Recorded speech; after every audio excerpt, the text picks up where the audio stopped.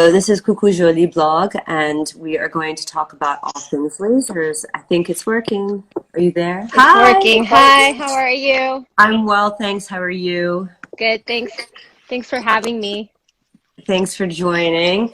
Oops, my little stand is not, I don't know. I'm really bad at this Instagram thing. I'm trying to learn how you look like a pro. You've even got your ear pods in and everything. I'm hoping my stand doesn't fall apart because I had to do it someplace where my kids are not making too much noise, although it is bedtime. So thanks for joining. Thanks for having me. I'm excited to talk about lasers. Excellent. So, yes. So have you ever done any lasers? You're super young. I have done a lot of lasers. I've done Halo, which is my favorite laser that I've tried. I've also done BBL, and I've done Secret RF, which isn't really a laser, but it's PRP, but it has like a light laser into it. And I've done, Oh. obviously, hair removal laser. So when did you start doing lasers? And for what reason? Other than hair removal, I because started, obviously a lot of people do that for lots of yeah. reasons. I'm going to see if I can lift up my face slightly Oh, I see all because I my, feel like I'm being cut hi, off. Naomi, my boarding school friend, my mom. Oh, Hi. that's so nice. Oh, you're so cute.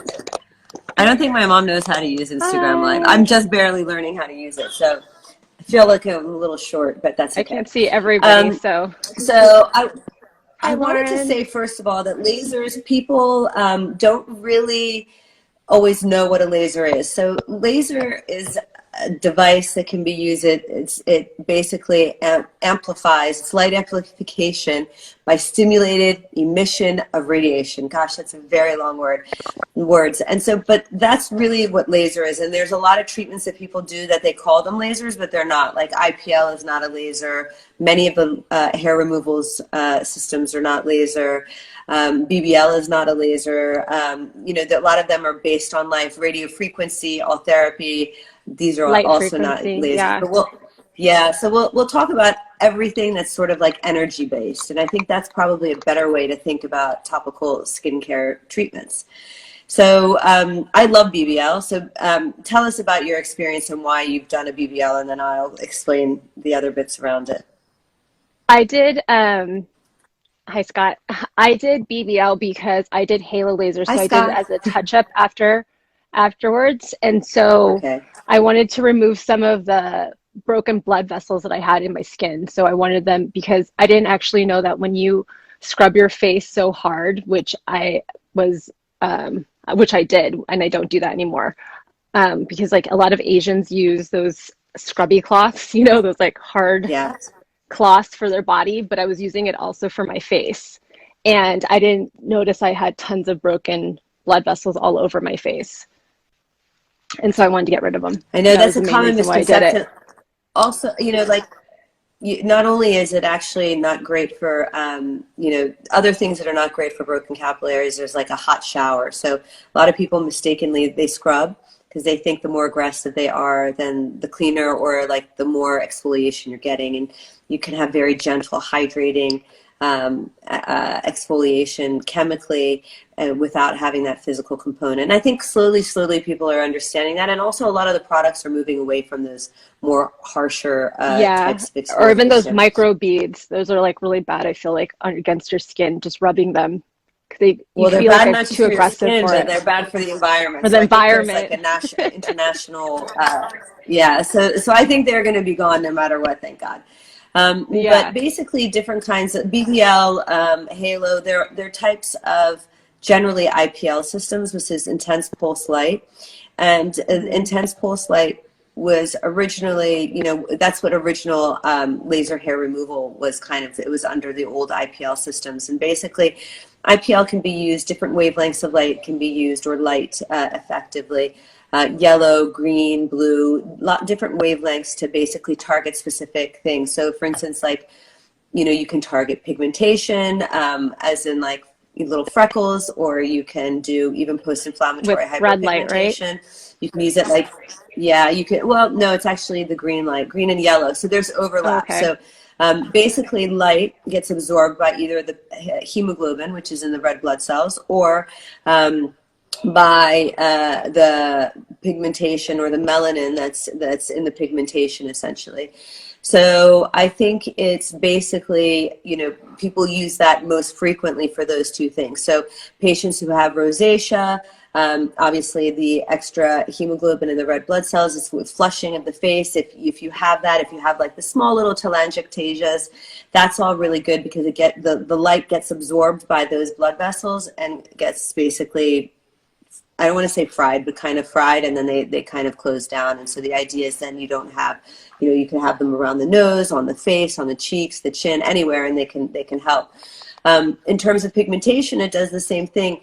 That's why you get the best benefit when you have the darkest pigmentation and the lightest skin. So it's the discrepancy between the skin color and the area that you want to treat that picks up that energy. And actually, I did it myself. I don't know if you can see it here.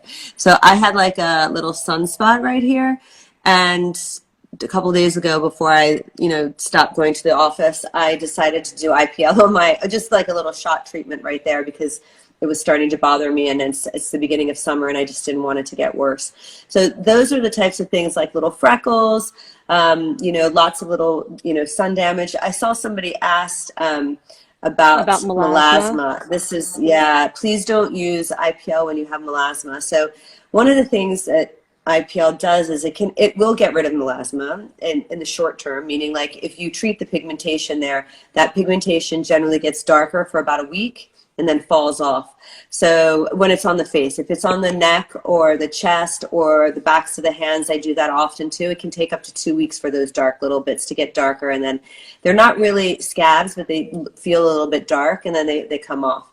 But you can't really do that for melasma, because what happens is melasma is also triggered by heat, and you can get rid of like the aggressive darkness of it immediately, but then it comes back with a vengeance, and you forget that you've done this, IPL session, so you don't even relate it to the two. And so it's kind of like it's the chicken before the egg, like you're constantly running around. It's a catch-22. You're constantly going and chasing, and it gets better, and then it gets worse, even worse. So I recommend not to use IPL in those patients for the pigment. You could use it on somebody who has melasma, but like on their chest or their hands or things like that. For people who have melasma, you have to use a lot of topical treatments and like skincare, and then peels, and then also know that it's a condition that generally waxes and wanes over a significant period of time. So, it's kind of like having gray hair. You can treat it, but you can't ever get rid of it, really. So how many treatments do you need to do it for your hands if you're going to do treatments for your hands? So in skin types that are like 1 to 3, so the very lighter skin types to, I'm a skin type 4, for instance. I'm really the borderline for being, on the lighter side in that sense. The best way to know is you can be a little bit more aggressive if you have like a greater discrepancy. So if someone's like super light and they have a very dark pigmented area, then you can get a really quick results. But generally, I usually tell people it's 3 to 5 treatments 1 month apart from each other. They shouldn't be tan or have fake tan when they're having the treatment done, and they shouldn't be going out into the sun for a few weeks afterwards. Usually around 3 weeks is the point that I say. So winter time is probably the best.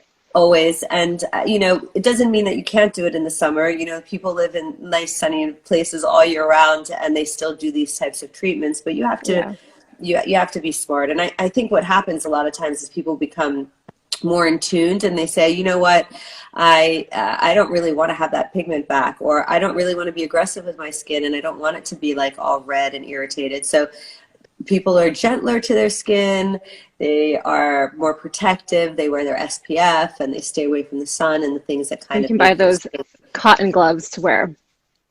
Yeah, those are those are good. And actually, people forget to put SPF all over their hands.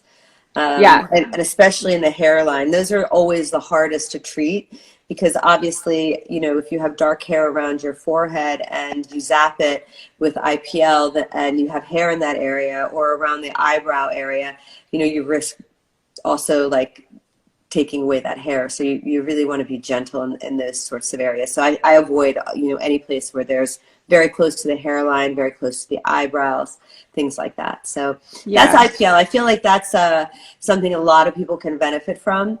And how often did you do yours? And do you do touch-ups every once in a while? I did Halo, and that was the first time I ever did it was a year ago, actually, in April, and I loved it. Didn't know what to expect. I thought that I'd have a lot more downtime than I actually did. I had 10 days of downtime. It wasn't painful at all when I had it done. The only things that were surprising. Cream on you? Yeah, but right after it was done, I felt like my face was on fire, and I feel like that's something that nobody knew. And I even had, my mom was with me, and she drove with me. Thank God. They told me that I could go alone, but she was actually videotaping me, and I had to have her stop in a supermarket so I could put my face in the freezer section and open the door because I couldn't stand the pain anymore. Well, that's smart. I mean, you thought of the best place to go cool off your face, but generally, I tend not to use numbing cream when I do it, mainly because I think when the numbing cream wears off, like you had the most reaction after you left the office, and I think that can be a little bit scary. And I also want to hear if someone's feeling that it's like too aggressive. I want to hear like that response from them. So most people have like a little patch test, especially if they're darker skin types, just to make sure there's no burn. I usually do it like on the side of the neck or behind the ear or somewhere kind of hidden. And then I asked them to come back like a week later. What happened to the blood vessels did they just collapse, or did they go more purple for you?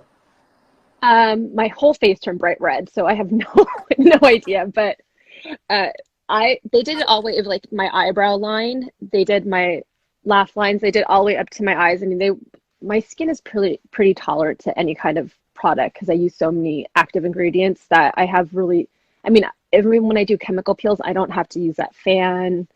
I mean, you're generally, you have a high pain threshold, basically. Yeah, I do have a high pain threshold, but that was different.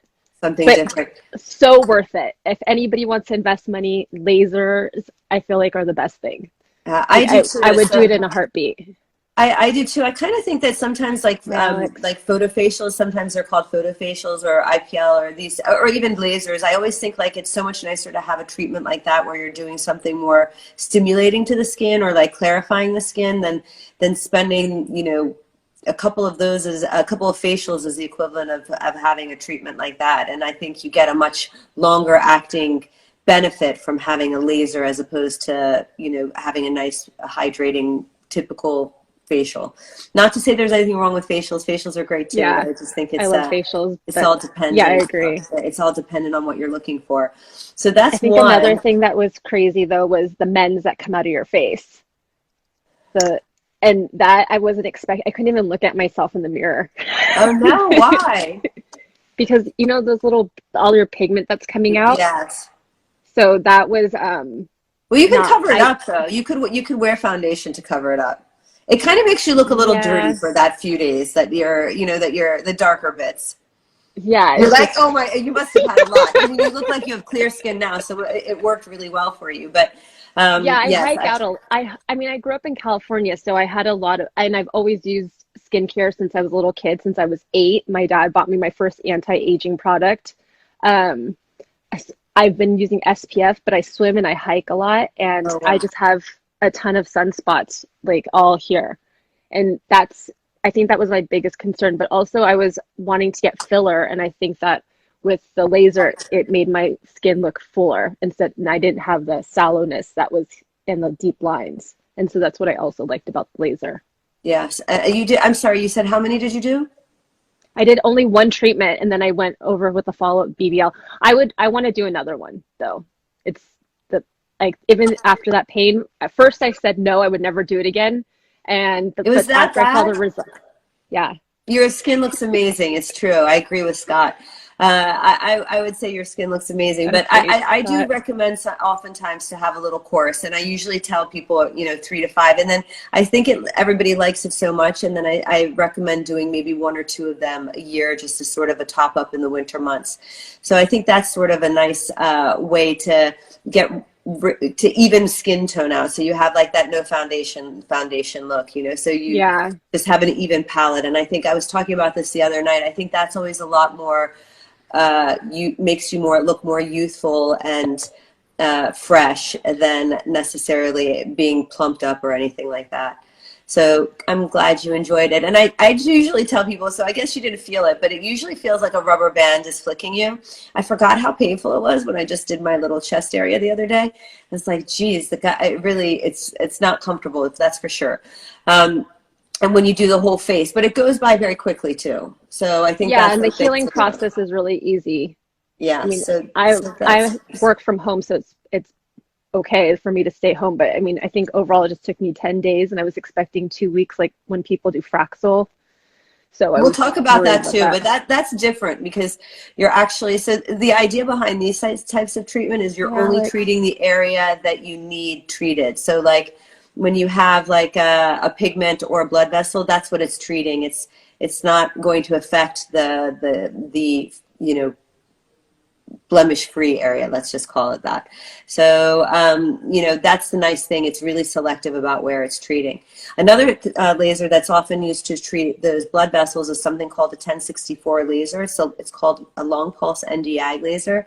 I often mhm. use that to treat the blue vessels that people get in their temples and their lower eyelids as they get older. Sometimes it can cause like shadowing in this area.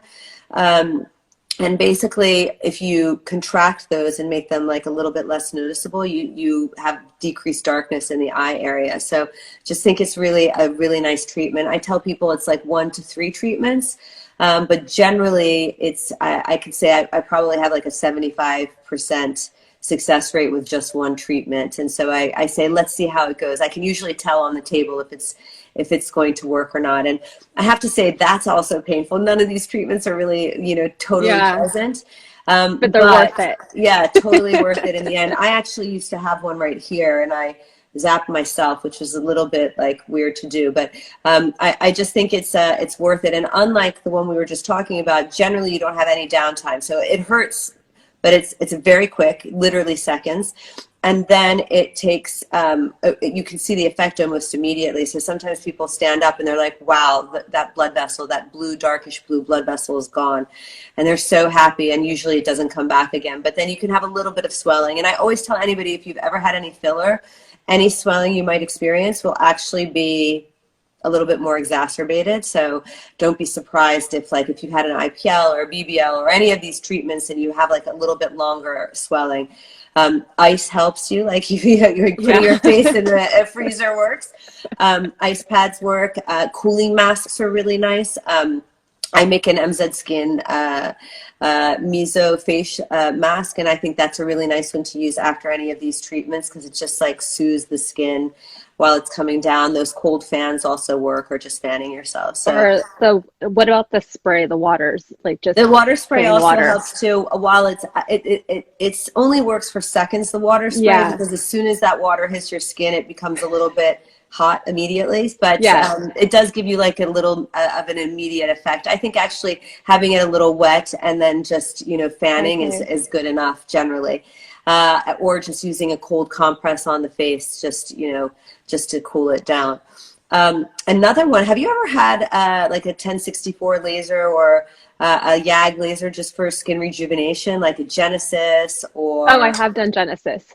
so that's a really nice one that's not particularly painful. Yeah. And it just makes sure you can kind of have little pops. I kind of think if it's like a Rice Krispie, you know, like when sometimes you hear something and you're like, oh, I felt that too. But generally it's like a warmish sort of sensation to the skin.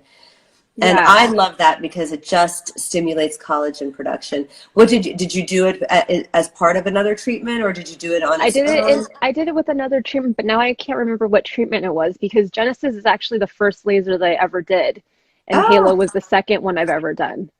And oh then I wow. did BBL after that. And then I wanted to do a laser for my neck because I have tech neck now because I'm constantly down on my phone. Okay. And so I can see the lines, like in every photo I take, I see the lines. I've talked to tons of doctors about it, so I didn't know. I had a friend do it, and she said it was actually the most painful thing she's ever done. Didn't recommend me doing it. The And Genesis? No, No, a laser on your neck. was she thinking of all She did therapy? Fraxel. Oh, No, she did Fraxel. Fraxel. But So I should we did talk about PRP on my Fraxel? neck. Sure. Should we talk about like a Fraxel or a fractional ablative laser? I use Pixel. Depends on what the wavelength is. It can be erbium, it can be carbon dioxide. There's like lots of different ways, but they're all fractional lasers. And the idea is that they treat the skin, wherever. You can use it on your face. You can use it. You can use those on any part of your body. So from head to toe, essentially.